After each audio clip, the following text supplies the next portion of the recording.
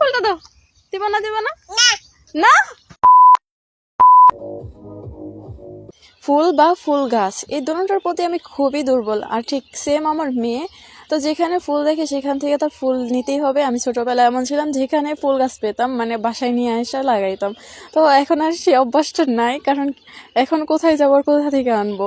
তো আজকে আমরা চলে যাচ্ছি একটা জন্মদিনের অনুষ্ঠানে। সেখানে আগে আমি কখনো যাইনি বা রাইসাও কখনো যায়নি। তো নতুন একটা জায়গায় যাচ্ছি, চিনি না অবশ্য, কিছুই চিনি না। তো সেখানে যাচ্ছি, চলো তোমাদের সাথে শেয়ার করি। আমি রেডি হওয়া একা এক কথা, আর রাইসাকে রেডি করা, আর এই যে একজন আছে এনাকে রেডি করা, মানে সব কিছু খুঁজে দেওয়া, মানে এত বিরক্ত হয়ে গেছিলাম সকালে আমি। তারপর অবশেষে রেডি হয়ে আমরা গাড়িতে উঠে যাই। আর এরপর আমরা কার্তিকপুরে এসে নামি। তারপর সেখান থেকে টুকটাক কিছু কিনতে হবে, মিষ্টি কিনতে হবে, তারপর গিফট কিনতে হবে, এজন্য আমরা নামি। সেখানে মিষ্টির দোকানে যাওয়ার পর এখান থেকে মিষ্টি নিচ্ছিলাম। আর মিষ্টি নেওয়া হয়ে গেলে আমরা সেখান থেকে চলে যাই। আমাদের সাথে আরও লোক আছে, তাদেরকে গাড়িতে উঠিয়ে দিতে হবে, এজন্য তাদের ওই দিকে যাই। সবাই আমরা একসাথে হই সেখানে। তারপর তাদের সবাইকে গাড়িতে উঠিয়ে দিয়ে এবার আমরা চলে গেলাম গিফট কেনার জন্য। আমরা 4 জন ছিলাম সেখানে, রাইসার বাবা, আমি আর রাইসার ফুফাতো ভাই। রাইসা আমার কাছে অনেকক্ষণ ছিল, আমার হাত পুরো ব্যথা হয়ে গেছে, এজন্য রাইসার বাবার কাছে দিয়েছি আর মিষ্টিটা আমি নিয়েছি।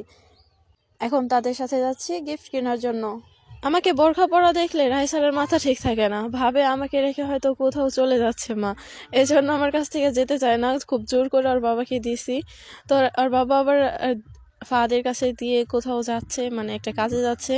তো ফাহাদ আমাকে রাস্তাতে যাওয়ার সময় বলছিল, মামাই কি রাইসারে রাখতে পারে এখন? পরে আমি বললাম হ্যাঁ, সারাদিনও রাখতে পারবো। পরে গায়ে কি আগে তো রাখতে পারতো না, আমার ভাইদের তো রাখে নাই কখনো। পরে আমাকে তুমিও তো রাখতে পারো না। কথা বলতে বলতে আমরা দোকানে চলে আসলাম। এখান থেকে আমরা একটা গিফট পছন্দ করি, আর সেটা র্যাপিং করা হচ্ছিল। আরও একটা গিফট আমরা দেখছিলাম, আর রাইসা তো এইদিকে পাগল বানিয়ে দিচ্ছিল, ওর সব লাগবে, মানে এই পুতুল দেখাচ্ছিল, ওই পুতুল দেখাচ্ছিল, আর কত কি। এমনি তো বাসায় ওর অনেক খেলনা আছে, তারপর ওর খেলনা দেখলে আর থাকে না যে ওর সব খেলনাই লাগবে। এরপর আমাদের আরেকটা গিফট পছন্দ করা হয়ে যায়। তারপর আমরা আরেকটা মেয়ে, যেহেতু মেয়ের জন্মদিন, তো মেয়েরা তো পুতুল পছন্দ করে, তারপর একটা পুতুল নিয়ে নিই। আর রাইসা তো এদিকে মানে গাড়ি দেখাচ্ছিল, কতক্ষণ পুতুল দেখাচ্ছিল, আর বাবাকে পাগল বানাচ্ছিল। পরে আমরা ওই দিকে কতগুলো পুতুল, দেখো ওই পুতুল থেকে আমরা একটা পুতুল নিয়ে নিই। এরপর আমাদের সব গিফট কেনা হয়ে যায়। আর রাইসাকে আয়নার মধ্যে দেখে আমার সাথে দুষ্টুমি করা শুরু করছে।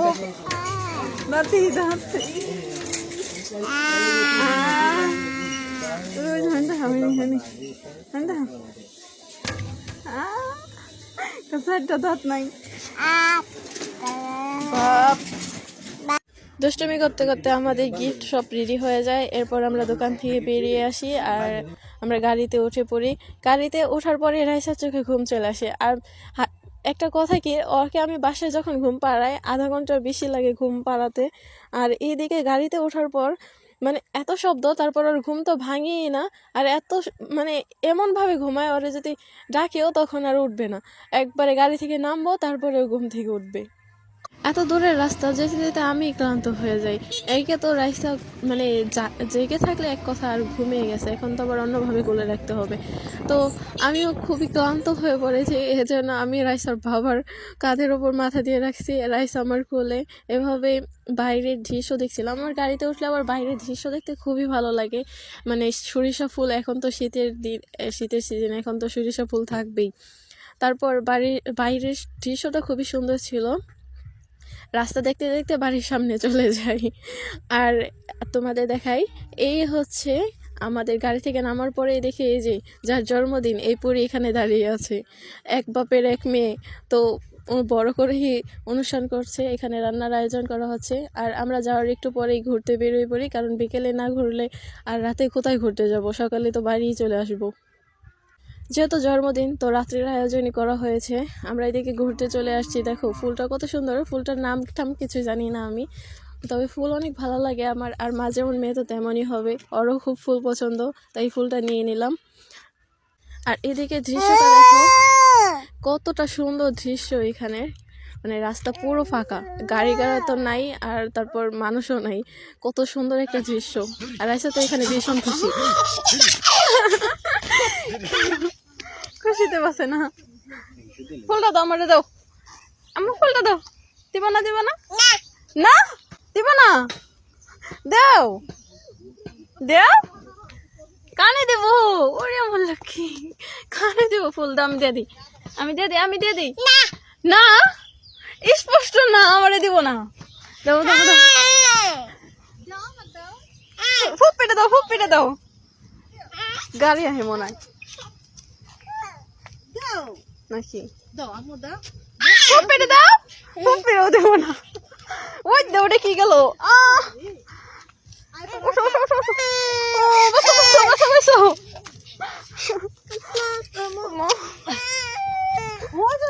টাটা। রাইসার ফুপি রাইসাকে নিয়ে যায়, আর সাথে যারা ছিল তারাও চলে যায়। আর এইদিকে আমরা গল্প করতে করতে আমরাও চলে আসলাম। এসে দেখি এখানে সব রেডি করা হচ্ছে, বেলুন ফোলানো হচ্ছে। বেলুনগুলো সব ফোলানো শেষ, এবার আমি রাইসাকে এখানে নামিয়ে দিই। রাইসা তো এতগুলো বেলুন দেখে পুরা মানে অবাক হয়ে গেছে। আই হ্যাঁ, এতগুলো বেলুন কি আমার জন্য রেখেছে? এখন তো রাইসার মনে ভীষণ আনন্দ, এই বেলুনগুলো মনে হয় সব আমার। এইটা ভেবে রাইসা ভীষণ খুশি। আর এইদিকে আরো পিচ্চিরা ছিল, এই পিচ্চিটা তো পুরো কোরিয়ানদের মতো। আরো ছোট ছোট বেবিরা ছিল, ওরা খুবই কিউট ছিল। তো এই একটা বেবি দেখো, রাইসার বেলুনটা নিতে চাইছিল। ওর বড় বোনের মানে এইটা দেখে আমি এত অবাক হয়েছি। দেখো, ওর বড় বোন ওই সাইডেরটা, ওর রাইসার কাছ থেকে বেলুনটা নিতে চাইছিল। ওর বড় বোন এসে কিভাবে সরিয়ে নিয়ে গেল। এতটুক মেয়ের এত বুদ্ধি। আর বড় বোন বুঝতে পেরেছে এখন যদি বেলুনটা নিতে যায় ওদের দুইজনের মধ্যে ঝগড়া লেগে যাবে, তাই সরিয়ে নিয়ে গেল। কি বুদ্ধি, মাশাআল্লাহ। কোন একটা জায়গায় এসে এভাবে সবার সাথে মিশে যাবে ভাবতে পারিনি। আমি ভাবছিলাম হয়তো অনেক কান্না করবে। এরপর রাইসা ঘুমিয়ে পড়ে, আর এইদিকে খাবার দেওয়া হয়। আমরা নিশ্চিন্তায় খাবার খাচ্ছিলাম। গরুর আর খাসির বিরিয়ানি দেওয়া হয় এখানে। ও মা, নিশ্চিন্তায় ছিলাম, ঘুমিয়ে আছে, এসে দেখি ফুপির সাথে উঠে বিরিয়ানি খাচ্ছে। যাই হোক, গরুর বিরিয়ানি মিস করা যাবে না। আর এদিকে কেক কাটার আয়োজন করা হয়। কেকটা কিন্তু দেখতে অসাধারণ সুন্দর ছিল। কেকটা বানিয়েছে যার জন্মদিন, তার ফুফাতো বোন। তো সে বানিয়ে তারপর এখানে নিয়ে আসছে। এরপর কেকটা কাটা হয়।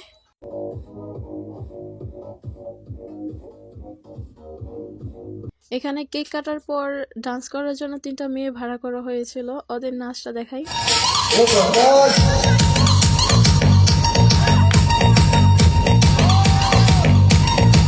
এই মেয়েরা রাত 1টা পর্যন্ত ডান্স করে, এরপর সবাই চলে যায়, আমরাও চলে যাই। আর সকালবেলা উঠে দেখি বাইরে এত কুয়াশা, তখন 8:30টার মতো বাজে। বাইরে এত কুয়াশা আর বাতাস, ভাবছিলাম বাড়ি যাবো কি করে আজকে। আর এত দূরের রাস্তা, গাড়িতে রাইসা ঠান্ডা না লেগে যায়। এরপর আমরা সকালের নাস্তা করি। নাস্তা করার পর বাড়ির উদ্দেশ্যে রওনা দিই। আমরা গাড়িতে ওঠার কিছুক্ষণ পর আমাদের কাছে ফোন আসে। ডাক্তার ফোন দেয় যে আজকে রাইসা সুই আছে। তো আরও তাড়াতাড়ি করে আমরা বাড়িতে যাচ্ছিলাম। রাইসা সুই দিতে হবে, 16 মাসের সুইটা। তারপর রাইসা দেখো ক্যামেরার দিকে তাকিয়ে ঠুস করে হেসে দেয়। রাইসাকে বারবার বলছিলাম আজকে তোমাকে সুই দিয়ে দিবে, তুমি ব্যথা পাইবে না, কান্না করবে না। রাইসা ভাবছে আমি ওর সাথে ফাজলামি করতেছি, ওই আমার কথা শুনে হাসতেছে। এভাবে আমরা তাড়াতাড়ি করে বাড়ি চলে আসি। এখন আবার যেতে হবে ওকে সুই দিতে। তো আজকের ভিডিওটা এখানে শেষ করছি। সবাই ভালো থাকবেন, রাইসার জন্য দোয়া করবেন। আর ভিডিওটা কেমন হলো অবশ্যই বলবেন।